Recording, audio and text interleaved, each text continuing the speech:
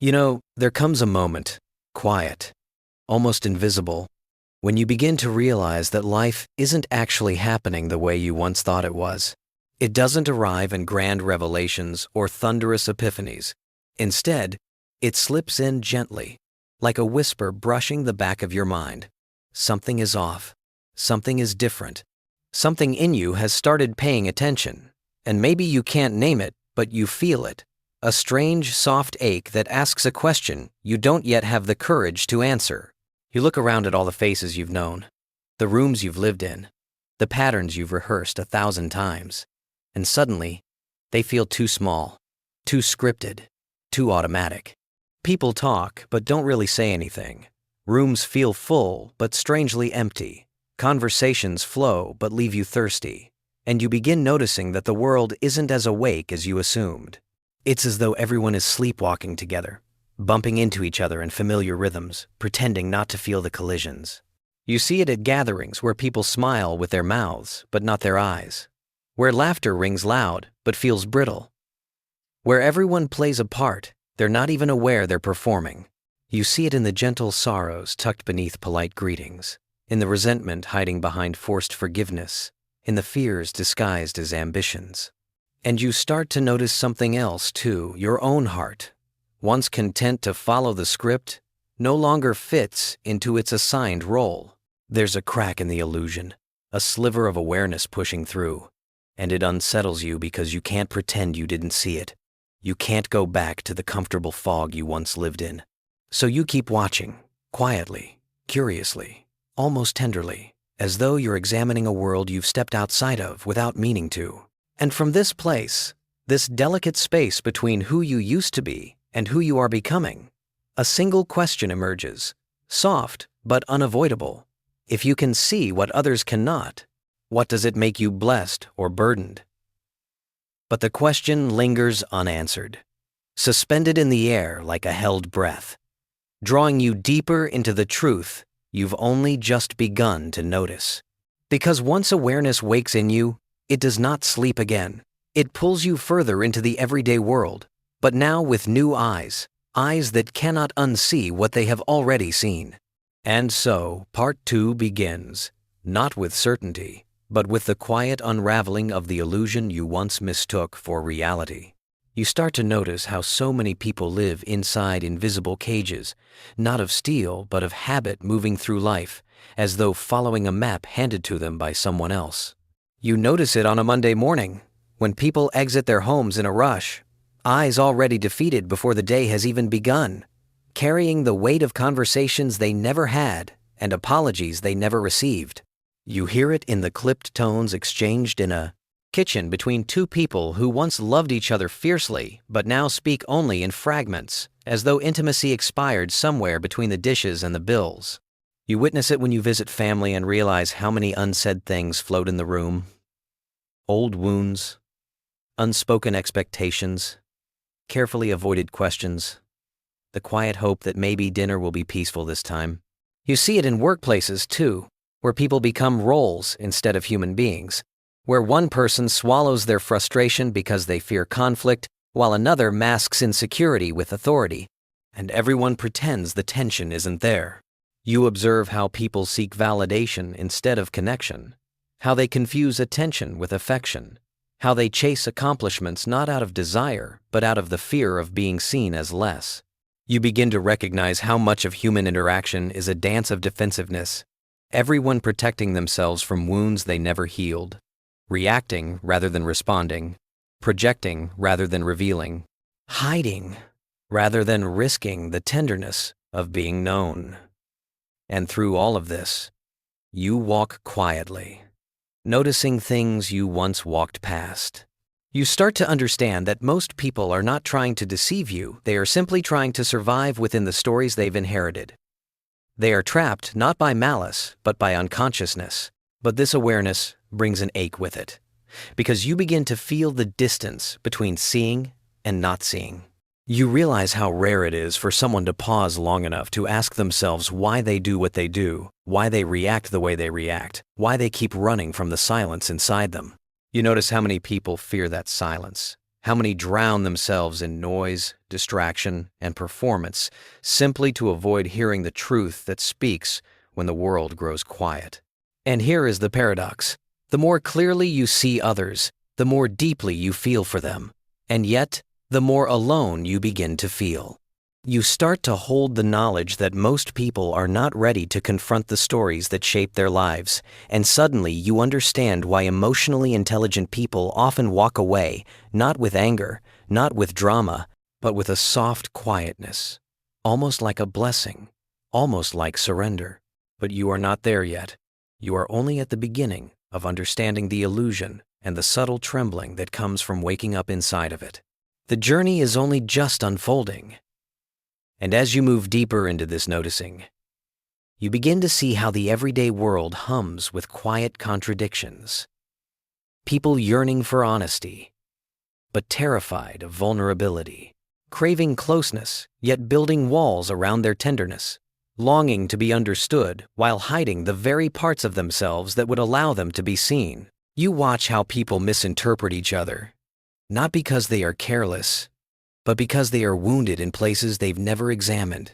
And suddenly, the whole world looks like a collection of fragile stories wearing masks they don't realize they're wearing.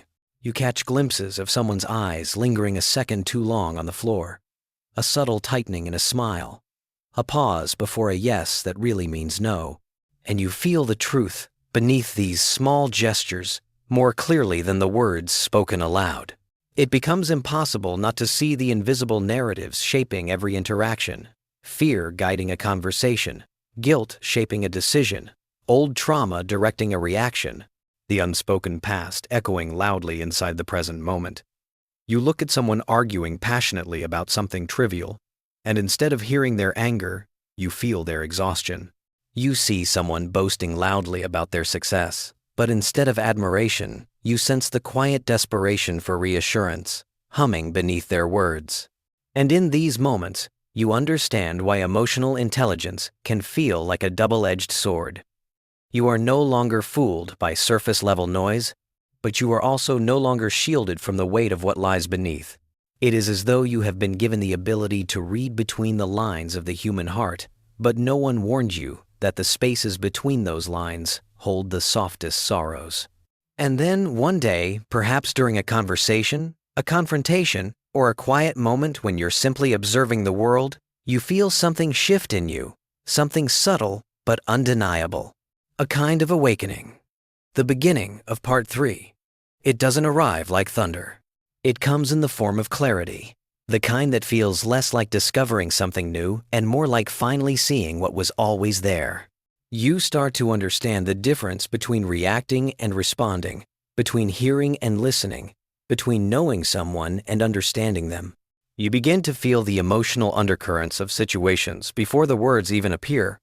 At first, this awareness feels like a blessing. You sense people's intentions before they articulate them. You anticipate conflict before it erupts. You read sincerity in a glance, resentment in a sigh, affection in the softness of someone's tone. You begin noticing which relationships nourish you and which ones drain you, which conversations expand you and which ones shrink you, which situations align with your peace and which ones disturb it.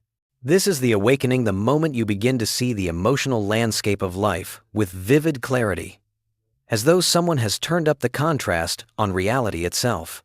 But clarity can be unsettling because it demands honesty.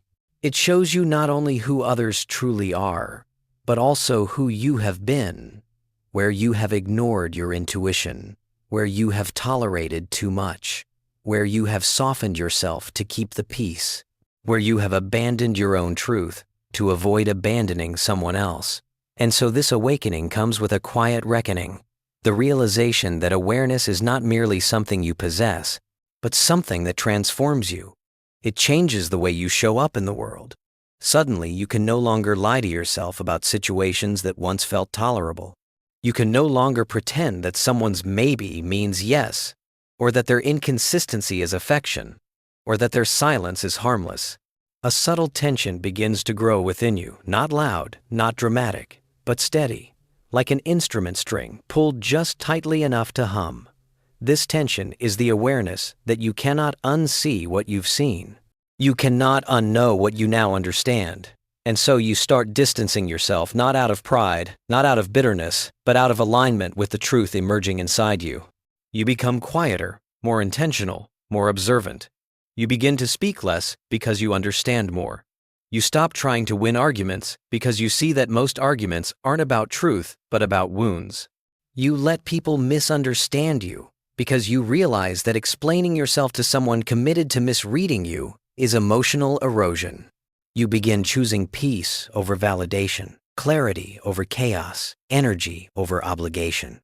But with this awakening comes something else, the emotional weight of awareness. Because once you begin seeing the world through this lens, a strange loneliness creeps in. You look around and realize how few people are actually paying attention, how many are still lost in the illusion you've stepped out of. The gap between your clarity and their chaos widens.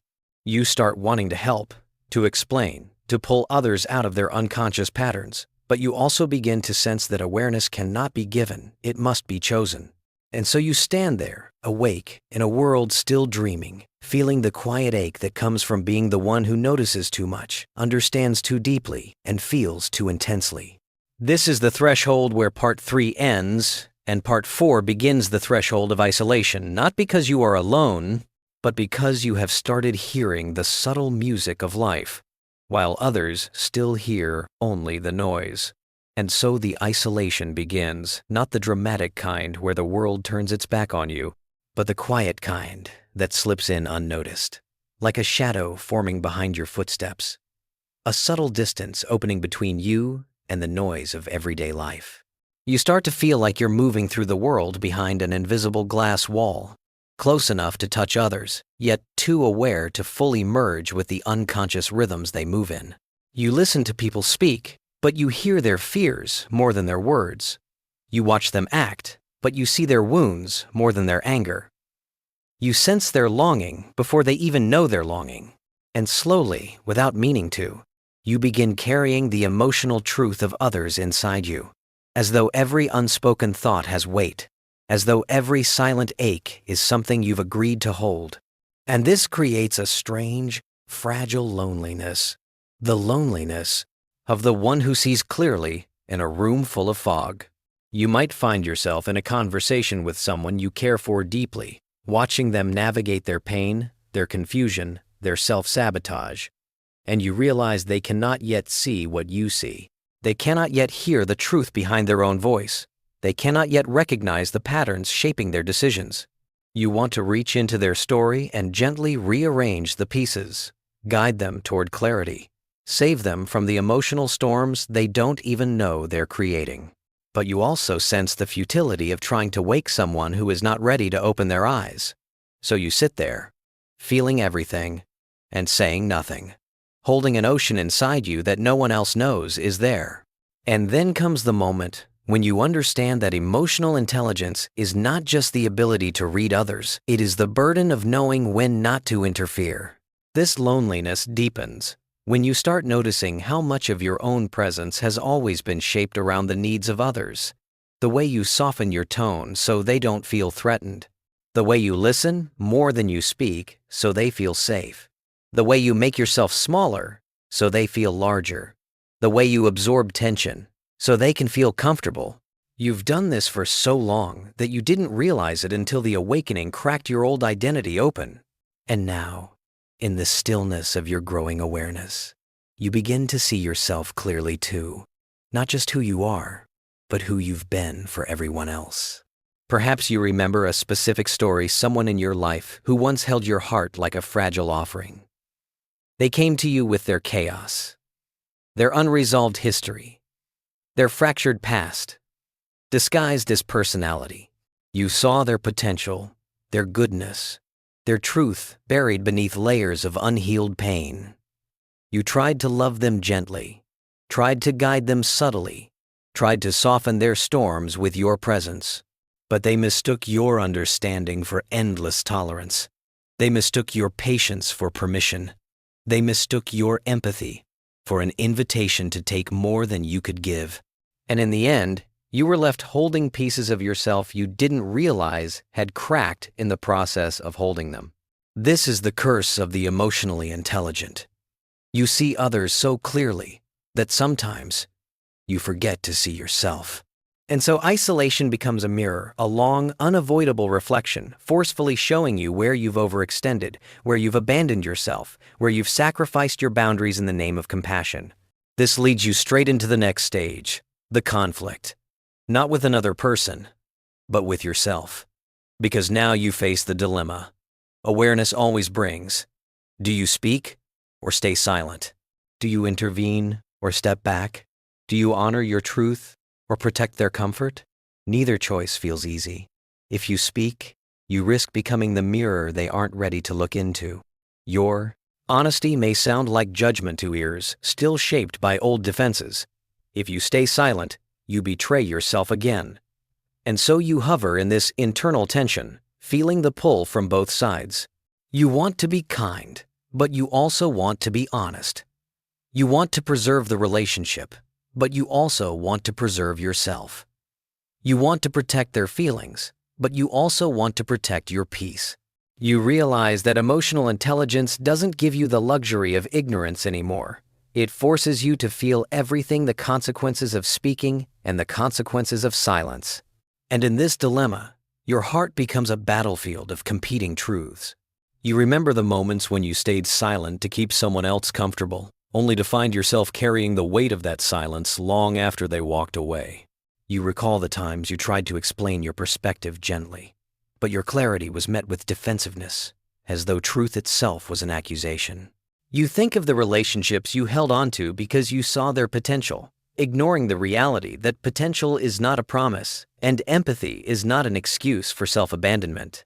And now you stand in that familiar crossroads once again, realizing that this conflict is the turning point, the moment where emotional intelligence demands courage, not just compassion. It demands that you choose alignment over approval, authenticity over harmony, truth over comfort. And even though the choice terrifies you, a deeper part of you knows that the path forward, the path toward peace, can no longer be built on silence. This is where the internal battle intensifies, pushing you slowly, inevitably, toward the collapse that comes when awareness becomes too heavy to carry alone. And this is where the collapse begins, not the kind that others can see, not the kind with slammed doors or tearful breakdowns, but the invisible kind that unfolds quietly inside you, like a bridge slowly cracking under the weight it has carried for too long. It begins with small things, a heaviness in your chest after a conversation, a lingering exhaustion after interactions that once felt effortless, a subtle sense of disorientation when you realize you're absorbing emotions that aren't yours. You find yourself tired in ways sleep cannot fix, drained in ways solitude cannot replenish, stretched thin by the constant act of understanding everyone but yourself. You begin noticing how your mind keeps replaying moments, analyzing tones, deciphering tensions, trying to make sense of things you wish you could unfeel. Emotional intelligence has placed you in 1,000 unspoken roles: mediator, healer, interpreter, absorber, mirror, and now those roles press against you like walls closing in. You wake up one morning and realize you haven't heard your own thoughts clearly in weeks. They've been drowned out by the emotional echoes of others. You find yourself walking into rooms and immediately detecting the mood like a sensitive instrument, adjusting yourself automatically, softening your presence when the energy is sharp, amplifying your warmth when the atmosphere is cold, shrinking when someone is insecure, expanding when someone needs reassurance.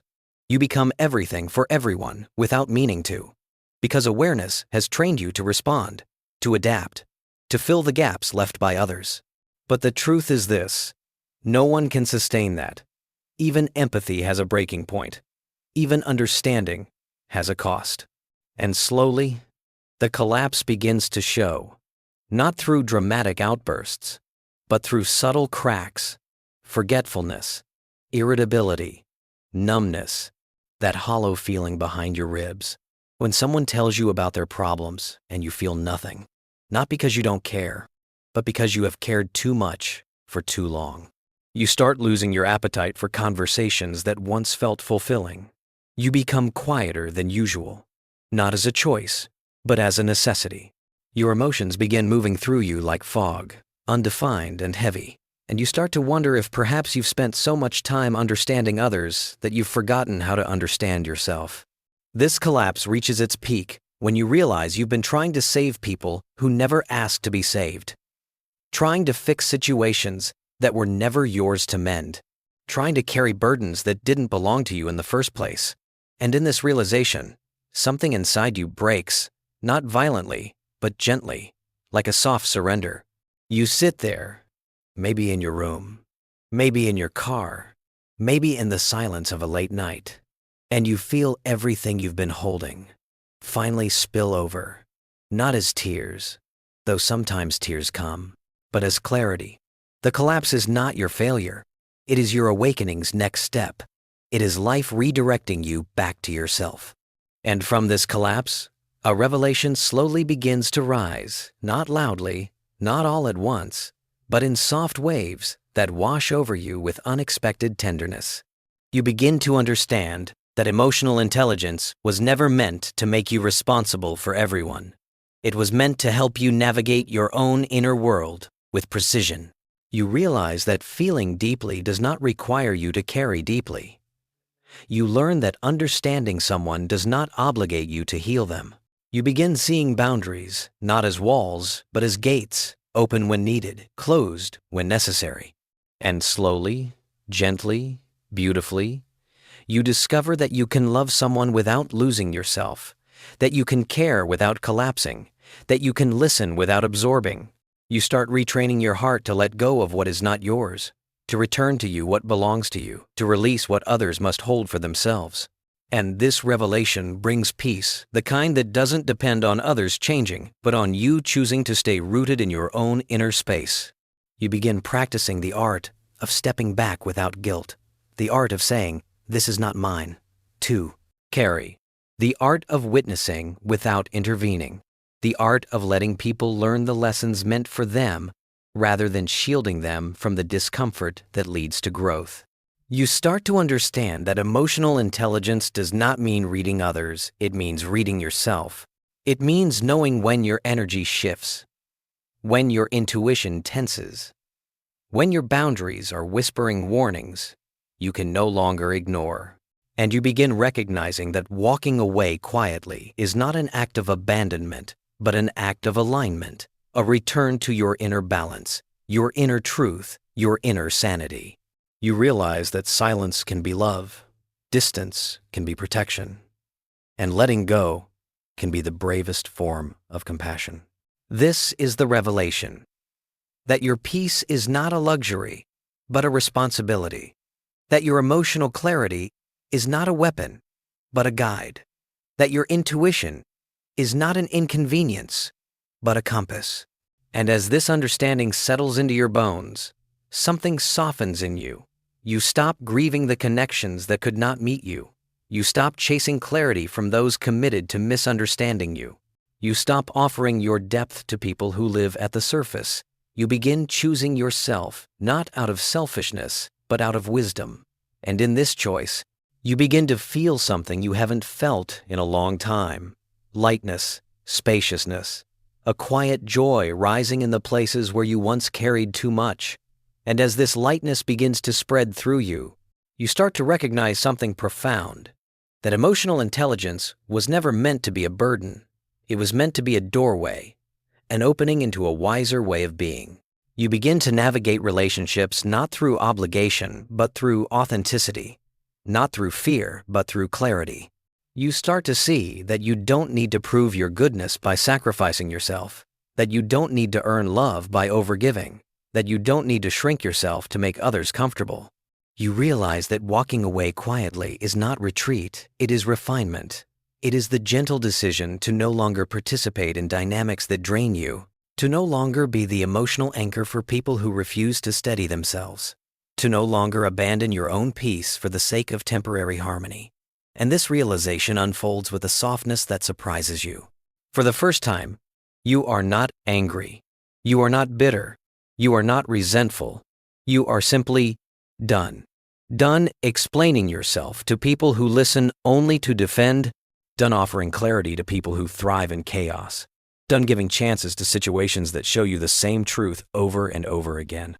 Done hoping that someone will one day see your intentions clearly when they have already shown you they are committed to misunderstanding you. You feel yourself stepping into a deeper, steadier kind of presence. The kind that doesn't chase, doesn't cling, doesn't force. The kind that says, I honor you, but I also honor. And from this place, you begin to experience relationships differently, more quietly, more intentionally, more truthfully. You start noticing who respects your boundaries without needing them explained a dozen times, who listens not to respond but to understand, who values your presence rather than your emotional labor, who offers you the same softness you've always offered others. These are the connections that begin to feel like home, not because they are perfect, but because they are reciprocal. And with this understanding, Part 8 begins the integration, the final weaving together of everything you've learned on this journey. You begin living from a grounded wisdom, moving through the world with a heart that is open but not unguarded, compassionate but not self-sacrificing, gentle but not naive. You realize that awareness is a gift when paired with boundaries, that empathy is powerful when coupled with discernment, that emotional intelligence becomes freedom when you stop using it to carry others and start using it to guide yourself. You wake up one morning and notice the quiet shift inside you. You no longer feel responsible for everyone's happiness. You no longer take things so personally. You no longer seek closure from people incapable of giving it. You no longer interpret someone's distance as a reflection of your worth. Instead, you understand that people act from their own level of awareness, their own unhealed places, their own stories, and not everything requires your involvement. Not every tension needs soothing. Not every misunderstanding needs correction. Not every conflict deserves your energy. You start protecting your inner world the same way you've protected others for years. You learn that sometimes the most powerful thing you can say is nothing. That sometimes the most powerful action you can take is walking away, quietly, without drama, without resentment, without the need to be understood. You begin appreciating the peace that comes from letting life reveal people's intentions instead of trying to interpret them. You allow others to show you who they are, without giving them the paintbrush to rewrite the truth. And as this maturity settles in, something beautiful happens. You begin to attract people who value your depth instead of exploiting it, who respect your boundaries instead of testing them, who bring clarity instead of confusion, who meet you where you are instead of pulling you back to where you once were. You begin to trust yourself again, your intuition, your perception, your inner knowing. You start hearing the quiet voice inside you that says, this path, not that one. This person, not that one. This peace, not that chaos. And as you follow that voice, you begin living a life that feels less like survival and more like truth. This is the integration, the moment where everything comes full circle. You return to the paradox from the beginning. If you can see what others cannot, are you blessed or burdened? And now, after everything, the answer becomes clear.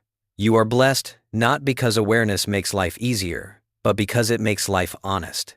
You are blessed because you can walk away without anger, because you can let go without hatred, because you can choose yourself without guilt.